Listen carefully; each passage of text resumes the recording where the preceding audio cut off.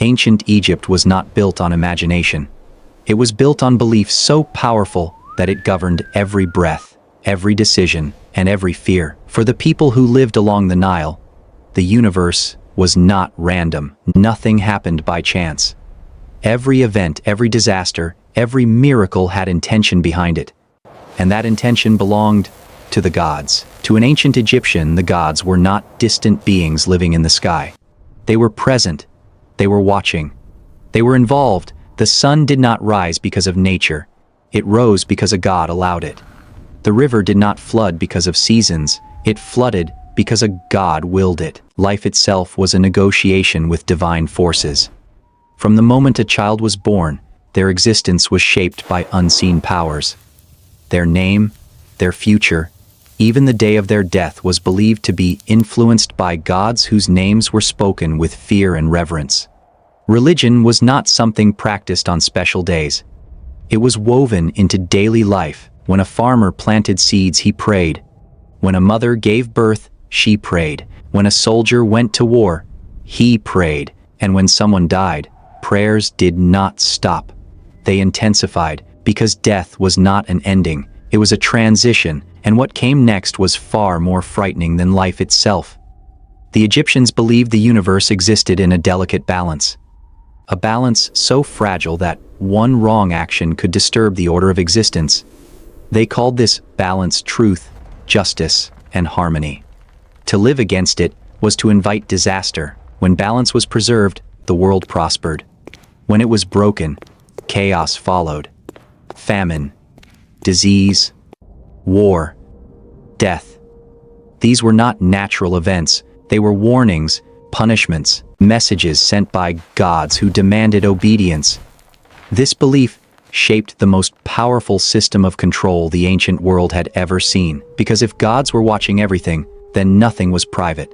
No thought was hidden. No action was unseen. And above all, humans stood one figure believed to be divine: the Pharaoh. The Pharaoh was not simply a king. He was the living bridge between gods and men. To look upon the Pharaoh was to look upon divine authority. His word was not law because he ruled Egypt.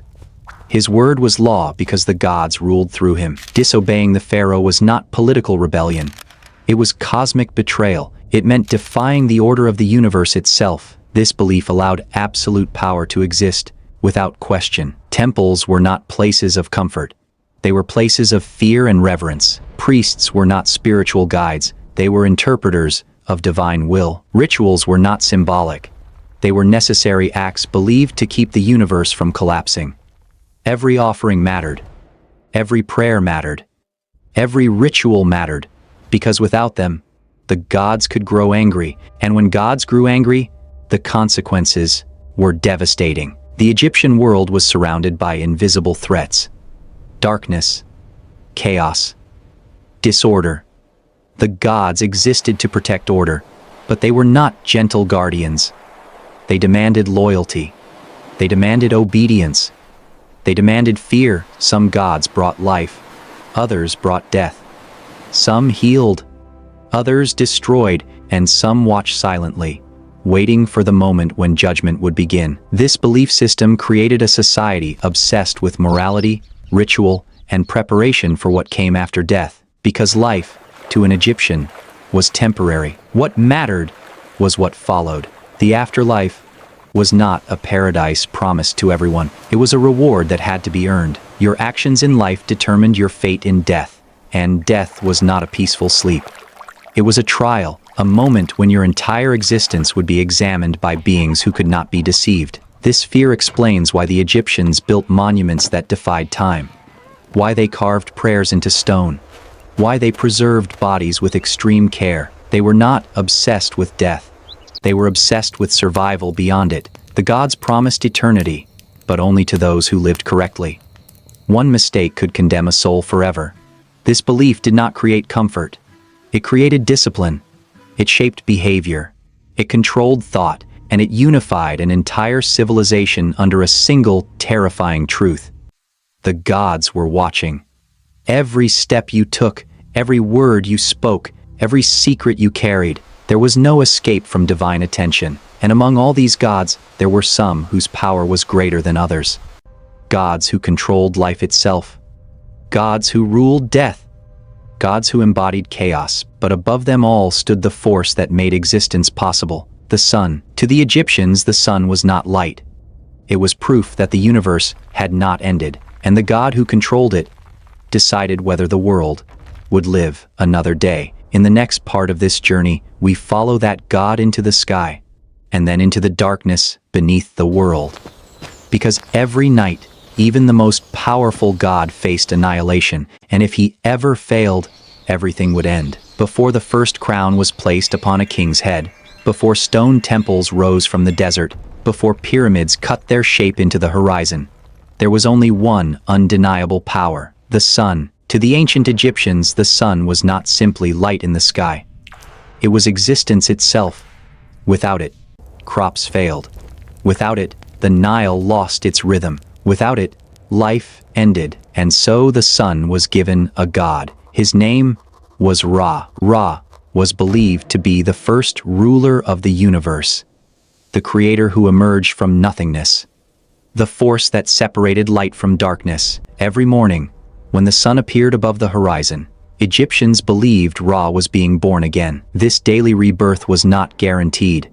It was a victory, because every night Ra faced destruction. As daylight faded, fear replaced comfort. Darkness was not rest. Darkness was danger. When the sun disappeared, Ra did not vanish. He began a far more terrifying journey. He descended into the underworld. The Egyptians called this realm the Duat, a place of shadows, monsters, and chaos where even gods were vulnerable. Ra traveled through the Duat in his solar boat, carrying the fate of the universe with him. And waiting in the darkness was his eternal enemy, Apep, a massive serpent formed from chaos itself. Not a god with balance or purpose, but pure destruction. Every single night, Apep attacked Ra's boat. The battle was violent, relentless, endless. If Apep ever succeeded, the sun would never rise again. Time would stop. Life would end. To the Egyptians, this was not metaphor. It was reality. Each sunrise meant Ra had survived another night. This belief transformed the way Egyptians lived. Mourning was not taken for granted. It was celebrated. Temples were aligned with the rising sun. Prayers were spoken at dawn. Rituals were performed to strengthen Ra for the coming night. Because the god of the sun was powerful, but not invincible. This is one of the most unsettling aspects of Egyptian belief. Their greatest god could fail. Ra aged as the day progressed. By evening, he was weak. By night, he was vulnerable. And without human support, he could lose. Priests believed their rituals directly affected the outcome of the cosmic battle. Words spoken on earth echoed in the underworld. Faith was not symbolic. It was fuel. Without worship, the gods weakened. This placed enormous responsibility on ordinary people. If you failed to pray, if rituals were neglected, if balance was disturbed, you were not just endangering yourself, you were endangering existence. Ra's role extended beyond the sun. He was the eye that saw everything. Nothing escaped his gaze. No crime, no lie, no betrayal. Light revealed truth. Darkness hid danger. Ra represented order itself, the force that held chaos at bay. This is why Egyptian morality was tied to the sun. To live dishonestly was to align with darkness. To live truthfully was to stand with Ra. And ruling beneath Ra was his earthly reflection, the Pharaoh. The Pharaoh was known as the son of Ra. This title was not ceremonial, it was absolute authority. If Ra ruled the sky, the Pharaoh ruled the land. The king's actions were believed to mirror the will of the sun god. To challenge the Pharaoh was to challenge Ra. To disobey the king was to defy cosmic order. This belief made rebellion unthinkable. Ra was not just worshipped, he was feared. Because light could burn as easily as it could sustain, droughts were seen as Ra's displeasure, heat waves as warnings, failure of crops as punishment. The sun that gave life could also take it away. Ra's dual nature made him terrifying. He was creation and destruction, mercy and judgment. And yet, despite his power, he was locked in an endless struggle. Every night, the universe balanced on the edge of annihilation. The Egyptians went to sleep knowing there was no guarantee of morning. This fear shaped their psychology. It made them obedient, ritualistic, disciplined. The sun was not background scenery. It was a countdown, and every dawn was a message. Ra had won, for now. But victory was temporary. The cycle would repeat. Darkness would return. The serpent would strike again. This endless struggle defined Egyptian understanding of existence. Life was not stable. It was constantly threatened. Order required effort. Balance required sacrifice. And the greatest sacrifice awaited every human eventually. Because even Ra could not save a soul from judgment. The sun governed life, but another god ruled what came after. And to reach him, every soul would have to pass through darkness, guided not by light, but by death itself. Before he became the ruler of the dead, Osiris was once the most respected king Egypt had ever known. He was not feared. He was loved. Under Osiris, the land flourished, agriculture spread, laws were formed, order replaced chaos. To the Egyptians, Osiris represented everything a ruler should be: just, balanced, and fair. But order has an enemy: envy. Osiris had a brother named Set. Where Osiris stood for harmony, Set embodied disruption. Where Osiris brought stability, Set thrived in conflict. Set did not hate Osiris because he was weak. He hated him because he was successful, because people followed him willingly. And so Set planned betrayal. Not in anger, not in haste, but with precision. At a grand gathering, Set presented a beautifully crafted chest. He announced a challenge. Whoever fit perfectly inside the chest could claim it as a gift. One by one, guests tried. None fit. Then, Osiris stepped forward. The chest closed, locked, sealed. Before anyone could react, it was thrown into the river. Osiris was murdered, but Set understood something terrifying. Death alone was not enough. In Egyptian belief, the soul depended on the body. Without a body, the soul could not survive. So Set retrieved Osiris's corpse. He cut it apart, piece by piece, and scattered the fragments across Egypt. This act was not rage. It was strategy. Without a body, Osiris could never return. Without return, there would be no justice. Chaos would reign. But Set underestimated one force: loyalty. Osiris's wife, Isis, refused to accept the finality of death. She searched endlessly, across deserts, along the Nile, through danger and darkness. One fragment at a time, she recovered her husband's body. What followed was forbidden. Using rituals that crossed the boundary between life and death, Isis reassembled Osiris. This was not resurrection as life once was. Osiris did not return to rule the living. He returned, changed, transformed. He became the ruler of the underworld, the judge of souls. From that moment, death gained meaning. The afterlife was no longer chaos. It was structured, organized, judged. Osiris sat upon the throne of eternity, deciding the fate of every soul that entered his realm. No one escaped his court. Kings and farmers stood equal before him. Power ended at death. Your actions in life became your only defense. This belief reshaped Egyptian morality. Goodness was not about reward in life. It was about survival after death. Osiris did not rule with cruelty, but he ruled with finality. There were no appeals, no second chances, no mercy for lies. Every soul was examined, every action remembered. The Egyptians believed memory itself testified against you. What you did in secret would speak openly in the afterlife. This fear transformed behavior. Honesty was not virtue. It was survival. Death was not an ending. It was exposure. The story of Osiris carried a deeper message. If even a god could be betrayed, murdered, and dismembered, then no one was safe from chaos. Order was fragile, and justice was delayed. But inevitable. Set did not escape punishment. But he was not destroyed, because chaos, the Egyptians believed, could not be erased, only restrained. Osiris's resurrection established one of the most powerful ideas in human history. Death was not meaningless. It was structured, measured, judged. This belief explains Egypt's obsession with tombs, rituals, and preservation. They were not worshipping death. They were preparing for trial. The underworld was not a place of shadows alone. It was a courtroom, and Osiris was its final authority. But Osiris did not work alone. Another god stood beside him, silent, observant, responsible for the most terrifying moment of all, the moment when a heart would be weighed, and truth would decide eternity. Chaos had a name in ancient Egypt. It was not an idea. It was not a metaphor. It was a force the Egyptians believed could swallow the world whole. And that force had a god, Set. To understand Set, you have to understand how Egyptians saw their world. Egypt was life, but only within the thin ribbon of green along the Nile.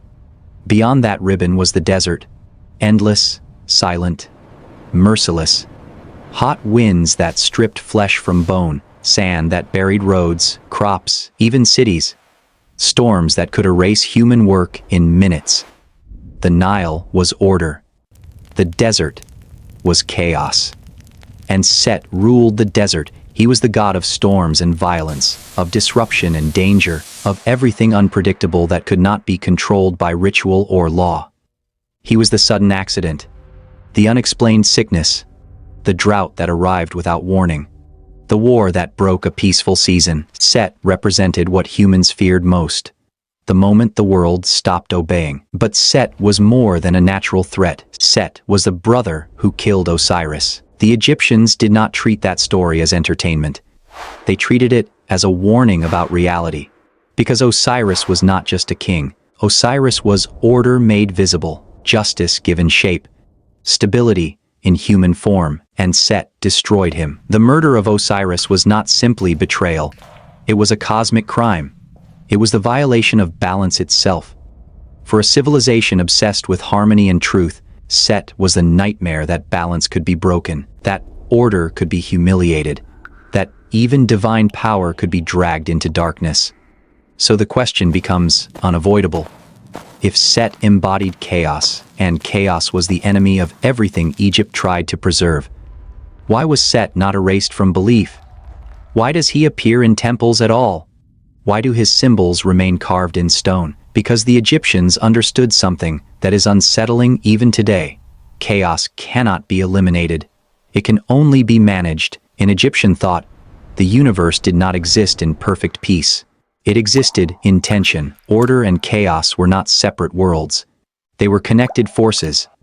Without chaos, order would become weak. Without challenge, stability would rot into decay. Without storms, the air would grow still. Without darkness, light would lose meaning. Set was the test. Set was the pressure against which order proved itself. This belief is one of the most disturbing ideas in ancient religion. It suggests that suffering was not an accident.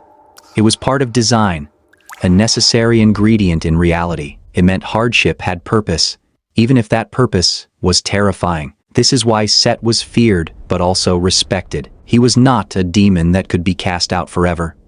He was a force that had to exist. And if chaos had to exist, then Egyptians had to live with a different kind of fear, a deeper fear. Not the fear of a monster you can defeat, but the fear of a force you can never destroy. That fear changed behavior. It made people cautious. It made leaders ritualistic. It made society obsessed with control. It shaped the pharaoh's role, because the king was not merely a ruler. He was seen as the protector of order against chaos. The pharaoh did not only build monuments. He performed symbolic battles. Some ceremonies were staged as victories over disorder. Rituals meant to show that chaos was contained. Because if people believed Set was unrestrained, then the world felt unsafe. And an unsafe world creates panic. So Egypt built its entire identity around this mission, to keep chaos outside the borders and order inside them. Temples rose like fortresses. Walls were carved with scenes of domination. Kings were shown crushing enemies, because enemies represented disorder. The message was constant.